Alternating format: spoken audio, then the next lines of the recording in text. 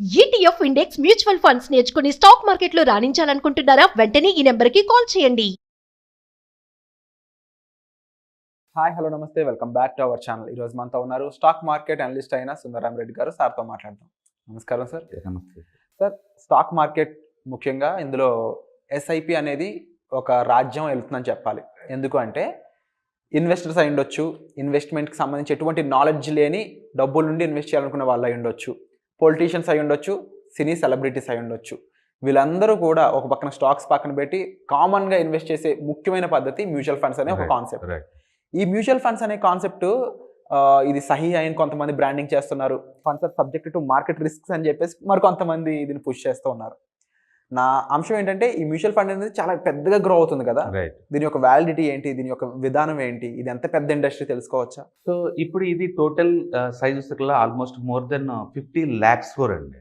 50 లక్షల కోట్ల ఇండస్ట్రీ అండి ఇది. ఈ ఒక్క సంవత్సరమే మనం చూసుకున్నట్లయితే 2 లక్షల కోట్లు ఇన్వెస్ట్ చేశారండి. ఈ ఒక్క 1 yearలోనే 2 లక్షల కోట్లు, దట్ కూడా ఎస్ఐపి ఫార్మేట్లో. అంటే ఇండియాలో స్టాక్ మార్కెట్లో ఉన్న టోటల్ స్టాక్ మార్కెట్లో ట్రేడింగ్ అకౌంట్స్ వచ్చేకల్లా ఆల్మోస్ట్ 17 కోట్లు ఉన్నాయి. 17 కోట్లు ఉన్నాయి.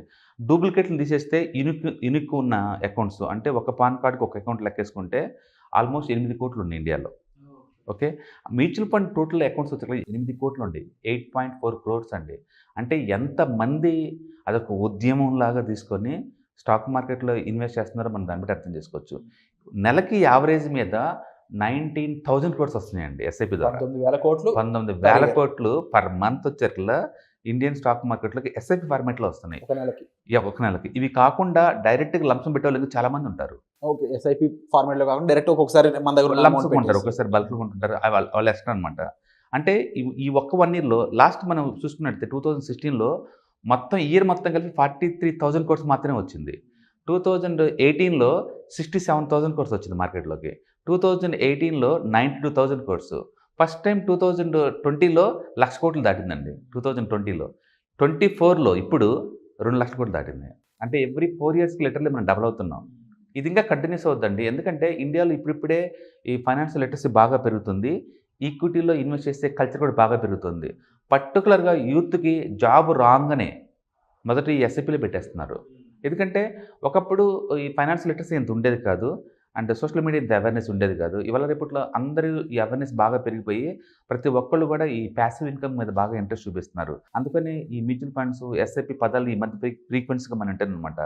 డైరెక్ట్గా స్టాక్ పికింగ్ బోల్డ్ నాలెడ్జ్ కావాలి. బట్ మ్యూచువల్ ఫండ్స్ అలా కాదు, ఎక్స్పర్ట్స్ మేనేజ్ చేస్తుంటారు కాబట్టి అది మనం చాలా సేఫ్ సైడ్గా ఉంటాం అనమాట. అట్లా ఈ టోటల్ ఈ ఇయర్లో 2 లక్షల కోట్లు ఒక ఎస్ఐపి ద్వారా మార్కెట్లోకి వచ్చిందండి. ఇది ఎంత అంటే ఎఫ్ఐఎస్ టోటల్ సెల్లింగ్తో పోల్చుకుని ఎక్కువ ఉంది. అంటే ఇక ముందు ఎఫ్ఐఎస్ ఎంత అమ్ముతున్నా సరే ఇండియాలో వాలటిలిటీ పెద్దగా రాదండి. ఎందుకంటే ఇండియాలో ఈ మనీ అంతా మార్కెట్లోకి వస్తుంది కాబట్టి వాలటిలిటీ తగ్గుతుంది అండ్ స్టెబిలిటీ పెరుగుతుంది అనమాట. అందుకని ముందు రోజుల్లో ఇండియన్ జీడిపి గ్రోత్ బాగుంది కాబట్టి ఇది ఇంకా పెరిగే ఛాన్స్ ఎక్కువ ఉంది. బహుశా నెక్స్ట్ ఒక 2-3 yearsలో మనం 4 లక్షల కోట్లు పెట్టబోతున్నాం మ్యూచువల్ ఫండ్. 4 లక్షల కోట్లు డెఫినెట్గా నెక్స్ట్ 4-5 years కల్లా. సో ఫైనాన్షియల్గా ఒక పక్కన ఎదుగుతూనే మరొక పక్క ఫైనాన్షియల్గా ఎడ్యుకేట్ అవుతున్న వాళ్ళు ఎక్కువ ఉన్నారని అర్థమవుతుంది. డెఫినెట్గా మరీ ముఖ్యంగా ఫైనాన్షియల్ వర్క్షాప్ అని మీరు కండక్ట్ చేసిన వెబినార్ ద్వారా కూడా చాలా మందికి ఈ ఫైనాన్షియల్స్ ఎలా మేనేజ్ చేయాలి, బడ్జెటింగ్, అందులో ఇన్వెస్ట్మెంట్ అనే ఆప్షన్ వచ్చినప్పటికీ ఏ టైప్ ఇన్వెస్ట్మెంట్ ఎవరికి ఏ అనుకూలమైనగా ఉంటుంది అనేది చెప్తూ ఉన్నారు కదా. So coming to this main point ఏంటి అంటే ఈ నాలెడ్జ్ లేని వాళ్ళు ఎక్కువ మంది ఉంటుంటారు. ఎందులో ఇన్వెస్ట్ చేయాలి, చేసిన దాకా నష్టపోతామేమో, ఈక్విటీ అంటే అది డేంజర్గా ఉంటుంది, తెలియకుండా చేసిన ప్రతి ఒక్కరు కూడా 1-2-3 years నష్టపోతుంటారని చెప్పేసి అంటూ ఉంటారు. ఈ విషయంపై మీరేమంటారు? దీనికి వర్క్షాప్ ఏ విధంగా ఉపయోగపడుతుంది? డెఫినెట్గా అండి. ఏదైనా సరే నాలెడ్జ్ పెంచుకోవాలి, తర్వాత మనీ ఎక్కడ ఇన్వెస్ట్ చేయాలి అంటే పొరపురగా ఈ బోల్డంత టెక్నాలజీ ఉంది మ్యూచువల్ ఫండ్లో. ఏది ఎగ్జాక్ట్లీ మనకి ఎలా యూజ్ అవుతుంది, మన ఏజ్ తగ్గట్టు ఎలాంటి మ్యూచువల్ ఫండ్స్లో ఉండాలి, వీటన్నిటి ఏంటంటే ఒక స్ట్రక్చరల్ వేలో మీరు నేర్చుకోవాలంటే ఇలాంటి వెబినార్స్ మీకు యూజ్ అవుతాయి అనమాట. అదర్వైజ్ ఫ్రీ కంటెంట్ బోల్డ్ ఎంత ఉంటుంది యూట్యూబ్లో, బట్ స్ట్రక్చరల్ వేలో ఉండదు అనమాట. సో ఈ వెబినార్లో ఏంటంటే మీకు స్ట్రక్చరల్ వేలో దొరుకుతుంది అండ్ ఏజ్ తగ్గట్టు ఎక్కడ ఇన్వెస్ట్ చేయాలో క్లారిటీ ఉంటుంది. అలాగే రిటైర్మెంట్ అప్పుడు స్మూత్గా లైఫ్ స్టైల్ ఎలా లీడ్ చేసుకోవాలో మీకు ఐడియా జనరేట్ అవుతుంది. అండ్ ఈ మ్యూచువల్ ఫండ్స్ని వెల్త్ క్రియేషన్కి, వెల్త్ మెయింటెనెన్స్కి, ఆఫ్టర్ రిటైర్మెంట్ తర్వాత వీటిని ఎలా వాడుకోవచ్చు మీకు ప్రాపర్ ఐడియా జనరేట్ అవుతుంది. థియరిటికల్‌గా అంటే వేరు, ప్రాక్టికల్‌గా దాన్ని చూడటం వేరు అనమాట. అందుకని ఈ వెబినార్‌లు, వర్క్‌షాప్స్‌లో ఏంటంటే మీరు వారు ప్రాక్టికల్‌గా ఫీల్ అవుతారు. వాటి ఉపయోగం ఏంటి అర్థమవుద్ది కాబట్టి మీరు యాక్టివిటీ ఎక్కువ చేస్తారనమాట. అండ్ అలాగే ముఖ్యంగా ఎస్ఐపి అనే కాన్సెప్ట్‌లో రూ. 500 నుంచి రూ. 5,000 వరకు కూడా పెట్టుకునే అవకాశం ఉంది కాబట్టి, రైట్. ఇందులో మనకి ఆడియన్స్ ఏ ప్లేస్‌లో అన్నా ఉండుంటారు. 500 పెట్టుకునే వాళ్ళు ఉంటారు, 2500 పెట్టుకునే వాళ్ళు ఉంటారు, 5,000 పెట్టుకునే వాళ్ళు ఉంటారు. ఓవరాల్‌గా చూసుకున్నప్పుడు ఎవరు ఏ పొజిషన్‌లో ఉంటారనేది మిమ్మల్ని కలిసినప్పుడు చెప్పడానికి స్కోప్ ఉంటుందా? డెఫినెట్‌గా అండి. బేసికల్‌గా మనం ఎస్ఐపి క్యాలిక్యులేటర్‌లో మనం చూసుకున్నాం అనుకోండి, మనం పెట్టే అమౌంట్‌కి యావరేజ్ మీద మనకి ఎంతొస్తుందో మనకి ఈజీగా అర్థమవుద్దనమాట. అందుకని టోటల్ టూల్సు, టెక్నిక్సు ఇయన్నీ మీకొస్తాయి కాబట్టి వెబినార్ అయిపోయిన తర్వాత కూడా మీరు గూగుల్ ద్వారా వాటిని మొత్తం నిరంతరం అప్డేట్ చేసుకుంటూ మీరు చూసుకోవచ్చనమాట. దానికి సంబంధించిన నాలెడ్జ్‌తో పాటు రిసోర్స్ అన్ని మనం ఇస్తాం కాబట్టి వాళ్ళకి ఐడియా జనరేట్ అవుతాయి. మ్యూచువల్ ఫండ్‌కి టోటల్ ఫ్లో బాగా వస్తుందండి. కాబట్టి ఇంకెవరైనా ఇన్వెస్ట్ అయిపోతే గనక ఎస్ఐపి రూట్‌లో దీంట్లో ఇన్వెస్ట్ చేయడం ద్వారా మనం ఎక్కువ పార్టిసిపేట్ చేయొచ్చు. చాలామంది అంటారు చిన్న ఇండస్ట్రీ అనుకుంటారు. కాదండి, ఇది మొత్తం టోటల్ చాలా పెద్ద ఇండస్ట్రీ అవుతుంది.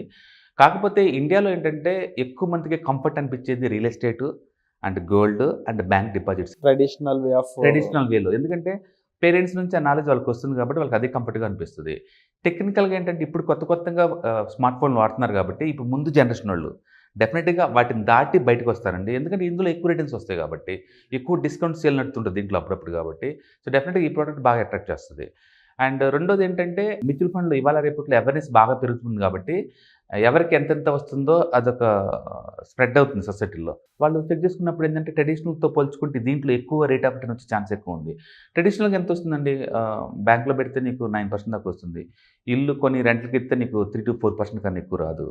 అండ్ గోల్డ్ తీసుకున్నామనుకోండి, ఈ మధ్య కాలంలో గోల్డ్ బాగా పెరుగుతుంది కానీ అదర్‌వైజ్ హిస్టారికల్ డేటా చూసుకుంటే మనకి యావరేజ్ మీద 10-12 కన్నా ఎక్కువ రాదనమాట. నిఫ్టీ ఎంతొస్తే అంతే అవుద్ది. బట్ మ్యూచువల్ ఫండ్స్ అలా కాదు. నీకు యావరేజ్ మీద 20లో వస్తుంది ఇయాల రేపు 20-25% కూడా వస్తుంది. చాలామంది నమ్మరేమో గానీ బట్ ఎవరైనా మ్యూచువల్ ఫండ్‌లో పెట్టుంటే కనుక వాళ్ళకి క్లియర్‌గా అర్థమవుతది.